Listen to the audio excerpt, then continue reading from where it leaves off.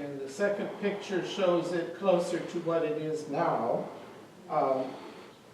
After it was closed in the early 1900s, the lady that lived on that corner on a farm, Mrs. Stiers, owned this building. It wasn't being used, and when she died, she left it to the community. And after it was left like that, they had a grange. They housed a grange there, and they remodeled the building. So now it has 2 stories. You go downstairs or up, and it didn't used to be that way. And that's what the township is now using as their town hall. And there's a Westfield Community Club that still meets there as well, that were the heirs after the Grange was no longer there. So that's probably the oldest standing building that was, for church purposes, that was built. The next one we have is the one at 12 Mile Grove, and that is not the original building, but the original was built in the 1850s. It was a Methodist chapel, and right across from the cemetery near the highway.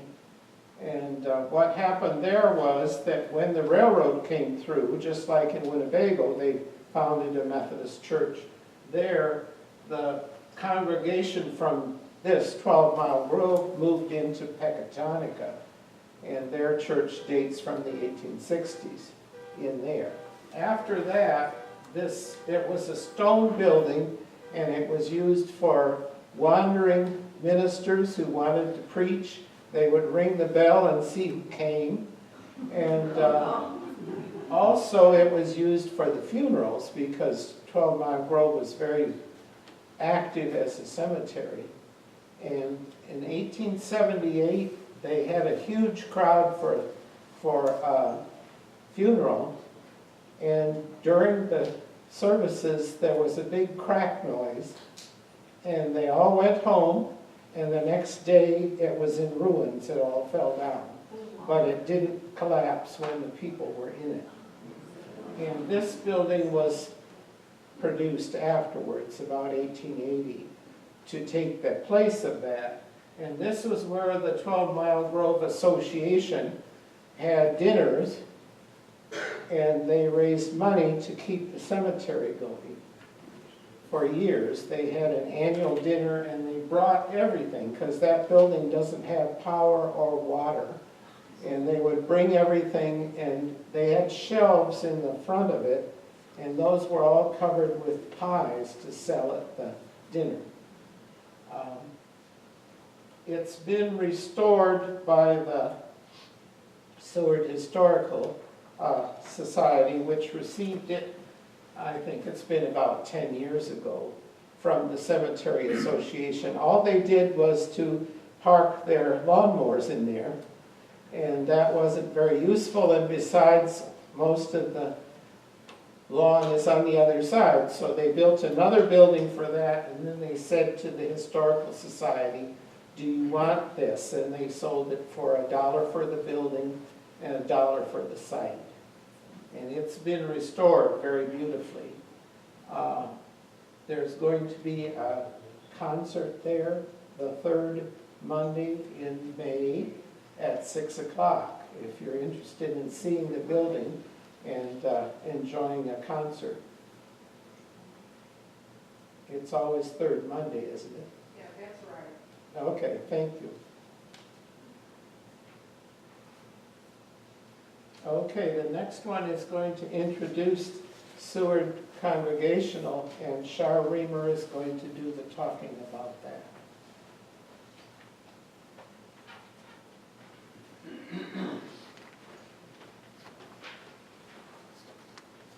Okay, I'm hoping that I'm going to give you the short version. So if it gets too long, somebody just get a hook and pull me off of here. But the reason I'm next is because the Seward's history starts at 12 Mile Grove. And does anybody know why it was called 12 Mile Grove? You can't answer.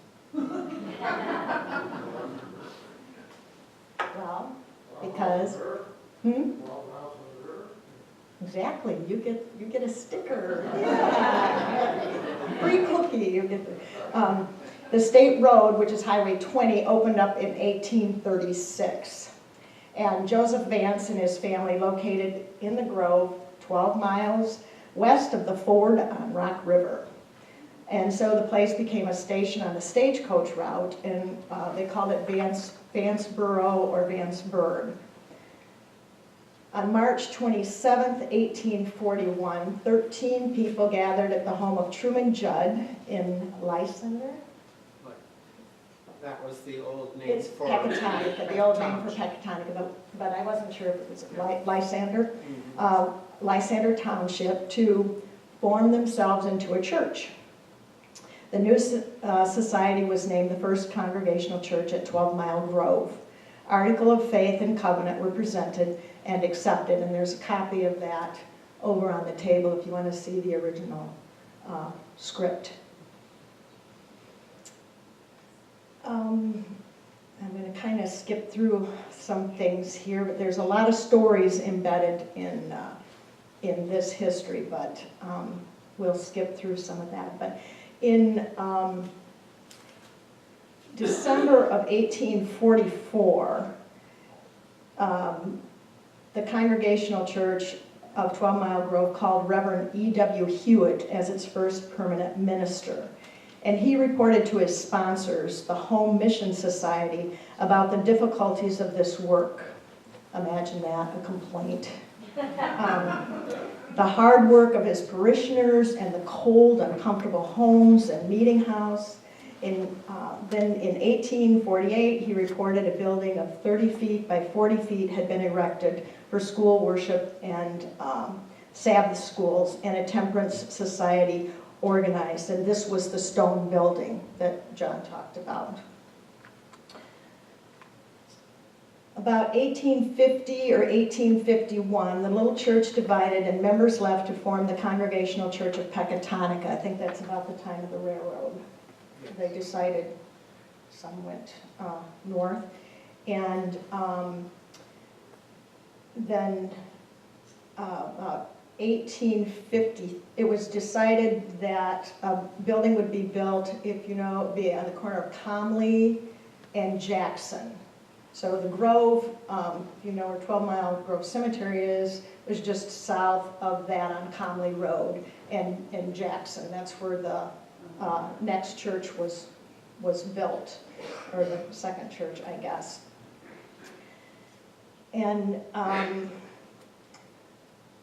which I just want to add, this was kind of interesting because money was very scarce, and it was the women who got together and sewed, hand-sewed overalls and shirts and sold them, and they earned about $8 or $9 a year. So, but about this time, in 1850, 1851, Solomon Whittlesey of Oberlin, Ohio, paid a visit to his relatives in this area, and he was disturbed by the lack of church facilities. So upon his return to Ohio, he sent $100 to help build a new church. In the course of time, the little white church was built on the southwest corner of Needham Farm and Comley Road, and there's a map of that too if you want to check that out.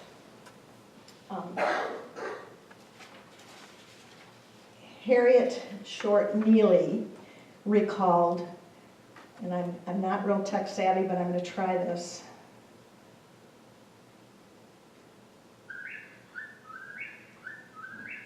She recalled, she said, "I can remember the call of the whippoorwill in the various sounds of the outdoor night as we gathered for evening services in that little white church at the edge of the grove on the north side of the road. I can remember the high pulpit with the stairs leading up to it, the little door that the minister carefully fastened before he sat down in the small box-like place, the outside door, the seats for the choir," and I think there's a picture of that. Is that the next one? There. We're thinking that's the seat for the choir. the high seat in the rear, one step raised from the main floor where the boys sat, and later the young men's Bible class. Okay, Whoops. I found this on the web. Oops, Siri thinks I'm talking to her. All right. Forgive me. Let's see. Then go on here. About 1863, the name of the church was changed from Congregational Church of 12 Mile Grove to the Congregational Church of Seward.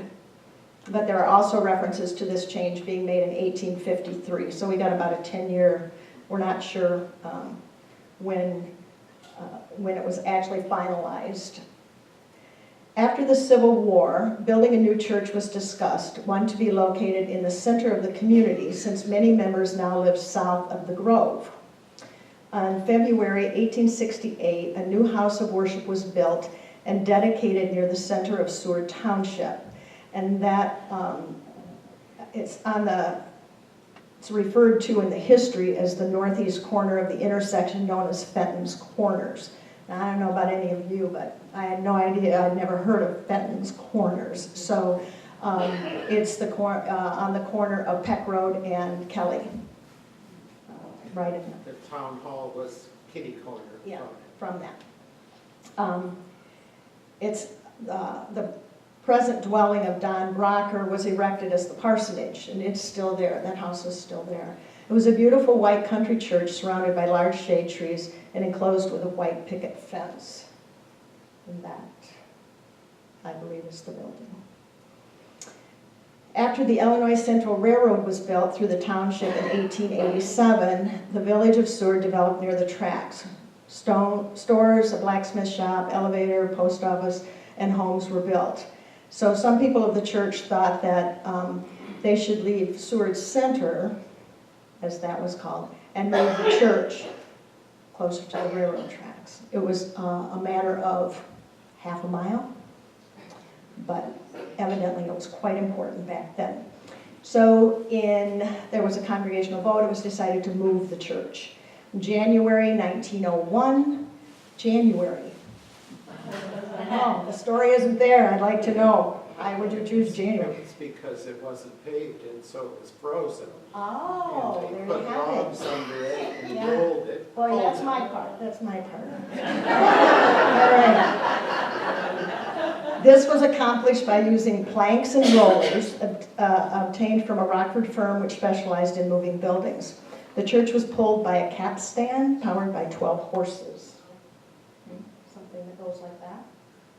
Capstan? I don't know. Not a picture to accommodate, but Lost enough. yeah, it says a capstan is a revolving cylinder with a vertical axis for winding a rope or cable powered by a motor, but in this case, 12 horses.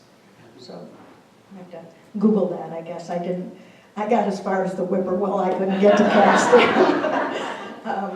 So it says a cable attached to the church was wound around the capstan, thus propelling the building on its way. The men, including the minister, moved the logs and kept the church on course. The distance of approximately 1/2 mile was covered in 1 week. The cost was $100, and that's how the church was moved to its present location where it sits now. A basement was dug by using slip shovels.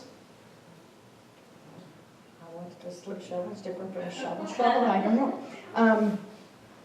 Slip shovels and pulled by mules. Slip shovels pulled by mules. That's how they dug the basement. A belfry, a large lamp at the entrance, and a balcony inside were added at this time also. Sheds were built at the rear of the church to shelter horses and carriages. July 14, 1901, the building was rededicated. In 1910, a workday was held to shingle the barn and parsonage and to make a new cement walks at the church. In 1912, the church purchased the house built by John A. Fry, who would be my great-great-grandfather. Right, Sue? Your great-great-grandfather. And that's the parsonage, the present parsonage. And 1914, the stained glass window. Hoffman's Christ, the name of it, was installed, dedicated in memory of Deacon and Mrs. William J. Cleveland. It was installed at that 1914. The sermon, "Behold, I stand at the door and knock," was delivered during the dedication of this window. 1915, improvements in the building included enlarging the basement for a dining room and kitchen. In 1954, in addition to the building was completed on the upper level, which included 3 classrooms and a pastor's study. And in August of 1993, ground was broken for the new addition to the south of the building. In 2001, I just had to add this because I thought it was interesting. In 2001, a sagging sanctuary ceiling revealed a broken beam, probably cracked during the 1901 move. That's our story, we're sticking to it. So anyway, new trusses, sheeting, shingles were installed, the walls inside were stripped to the studs, insulation, sheetrock, and the oak trim for the windows and wainscoting donated from Friedland's Woods were installed. New sound system, new lighting, ceiling fans were purchased using memorial money. The old staircase to the long ago dismantled balcony were removed and replaced by a crow's nest to house the new sound system controls. Total cost for the project, unlike moving the whole building for $100, was $100,000. But there was some insurance money that paid for part of it, wasn't Not for it? this. Not for that. That's the new, what's recently. But, so I will end, I think I will end there. Thank you, Sharon. Very good.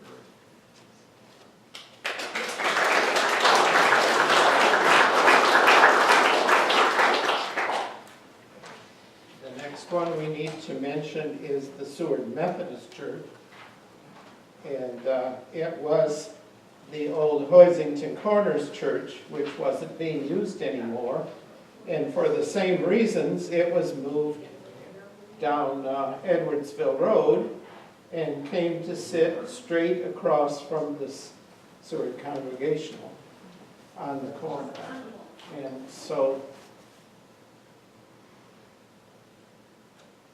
and that congregation met there until 1961, when the Methodist denomination decided they were going to try to help 4 churches, but Seward was the odd man out and they were closed.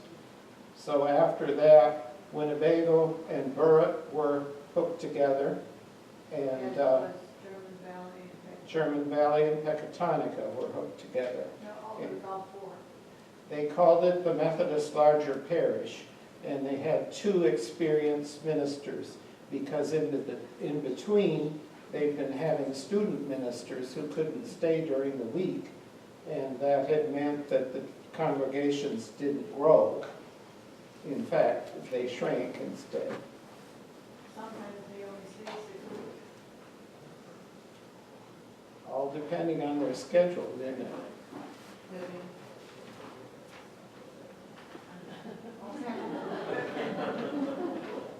Please do put up your hand so I'll call on you, and then she'll bring the mic. After it was closed, an architect reconstituted the building. It has apartments in it ever since. It's the one on the corner next to the Seward Bank. It doesn't look like a church anymore, unless you go in the back and look at it from the back side.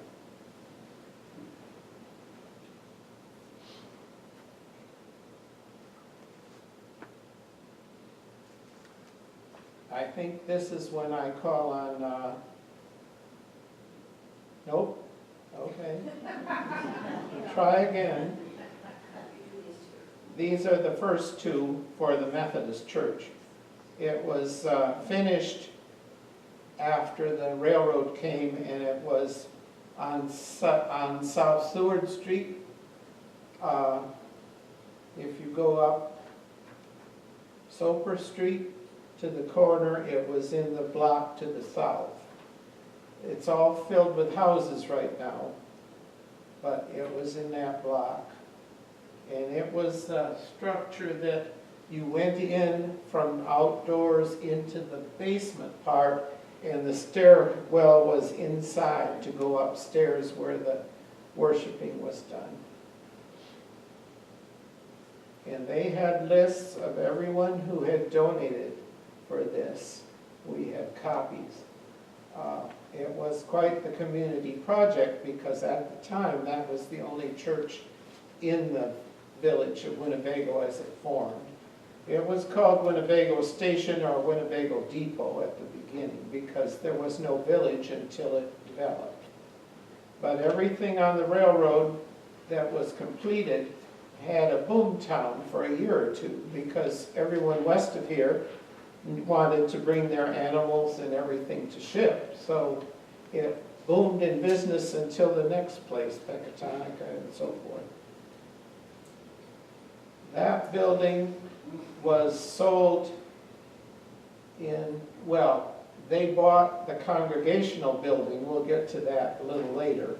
And so this building was taken down and transferred to Burritt, where it's the town hall today. It's the same structure, except soon after they got it there, they had a fire.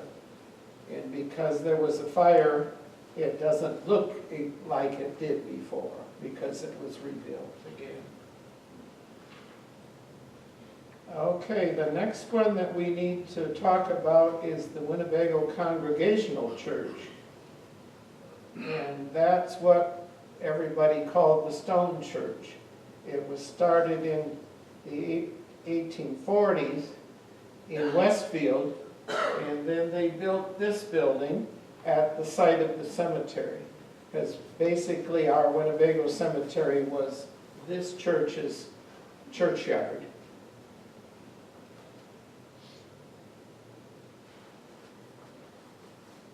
And we have another picture that Sue Fulreth has where it's in a stereopticon view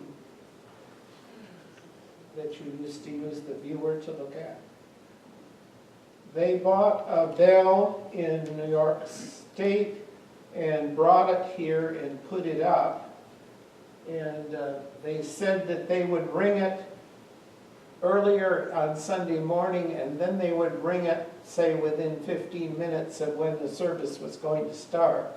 And it could be heard. That's central to the township, so most people could hear it from there.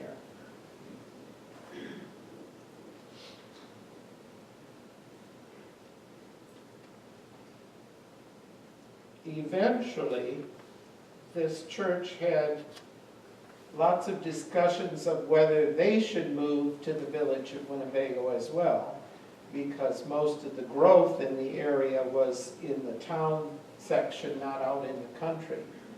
So in the 1880s, they built the building on Elida Street that it was in stick style, so it had a lot taller tower in it.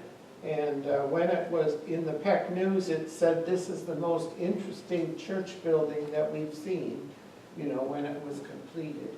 It didn't have pews, it had chairs in there. And originally, I guess, Vivian, that there was no basement. Eventually they dug one, but so everything was on the floor there. And they had a house to the south of that was the parsonage as well. The Congregational Church, for several reasons, shrank in size eventually, but it was a very active church. The minister there started the first weekly paper in the area. And they also had a Chautauqua Association that actually brought the show in the summertime to Winnebago at one time. There was a big one in Rockford at Harlem Park, but this was a local one. if you know, there were various traveling shows that went around in the summertime.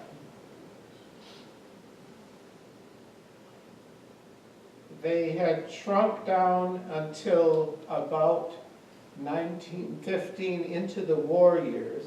They had a minister and liked him very much, but he announced that he was going back and study more. And then they couldn't find anyone who would take their church after that. So in 1923, the Methodists bought the building, the whole site with the house and all, and moved to this building, and then they sent the other one to Burritt. Because, you know, from 1860 until that time, buildings got old and tired, and so you needed some kind of renewal to them. And you can tell there's quite a difference between that.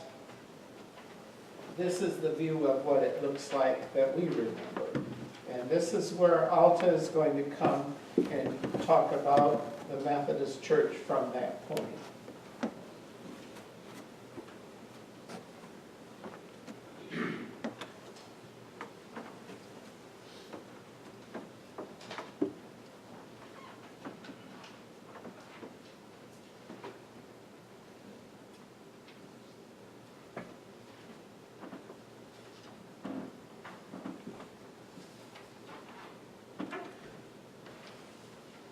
Going to be pretty brief compared to some of them here. I didn't know I was doing this until a couple days ago. Well, but you've got the official. I've got some of the history here, and part of it you've already It's covered. from a centennial book. Yeah, okay. The Methodist Church was founded in 1854. The first sermon was in Joseph Warner's home, who was the station agent for the Chicago and Northwestern Railway.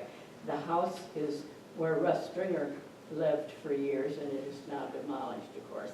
But that was the only place they had for meeting, and he was the station agent. And in March of 1955, 11 members organized to form the present Methodist Church.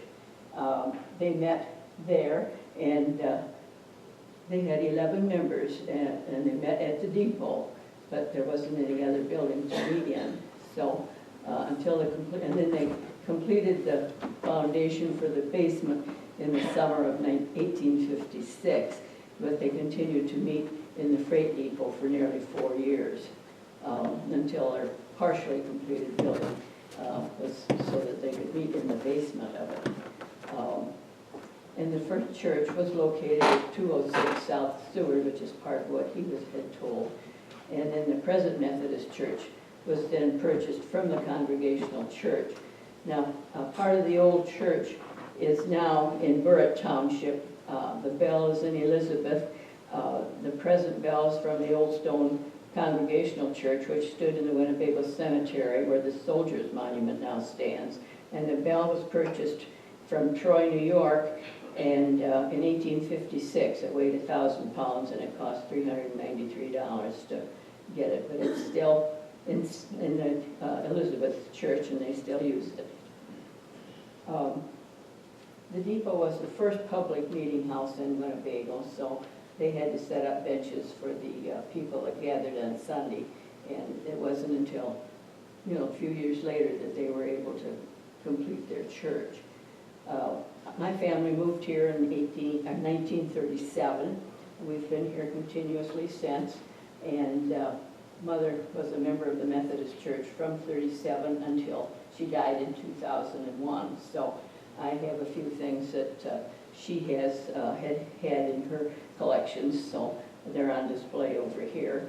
And but there wasn't anyone else that had stuff, so I just had to gather up what I could find from Mother's stuff. So, but we've been here since 1937. So most of the church information he has kind of given you now, so I just got it out of the history book from the 125th anniversary celebration, which was in 1981, I think it was, yeah, 1981. Let's see here. In 1856, the basement was completed, and they continued to meet in the freight depot because that was the only place they had to meet until they completed their basement and got their building going. So I think that's all I have until you take over. So there's a few things over on the table there that Mother had collected, so you can look at those over there. Thank you, Alton.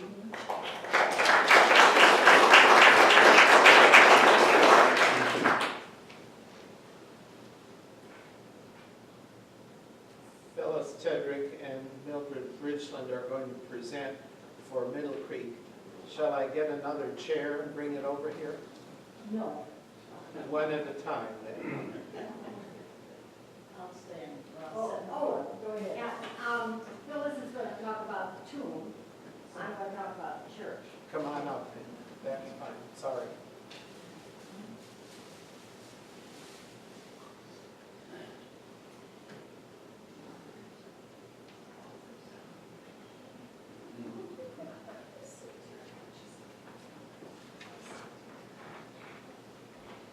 There's not a lot of room. That's We have a few things on display too. When we saw what everybody else brought, we've got all that kind of stuff too, but we weren't on the ball to get it here, so. And, but one of the things that I have is band, Middle Creek had a band right about the 1900s. And so I have the coat and I have the hat that goes with it. And when I was getting that from the basement, I also found this one in the bottom of the bag, and so I have to wear it. And that's the band coat and the hat, and they had trousers too.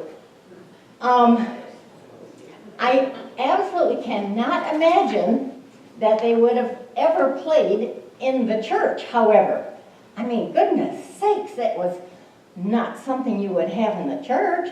But I don't, oh, and my husband's grandfather directed this band, and they met in the, on our farm, we had this long building, it was the garage first, and then a place for the wood to be stored for the winter, and then the summer kitchen. And they practiced in that summer kitchen. And my father-in-law was a twin. He was Everett Bridgeland, and his brother was Boyd Bridgeland. And since their father was the director, I'm sure that, I mean, we know they were in it. And the coat is, the sleeves are only about so long, so it couldn't have, I mean, they had to be younger, because they were tall when they, but anyway, that's sort of beside the point. The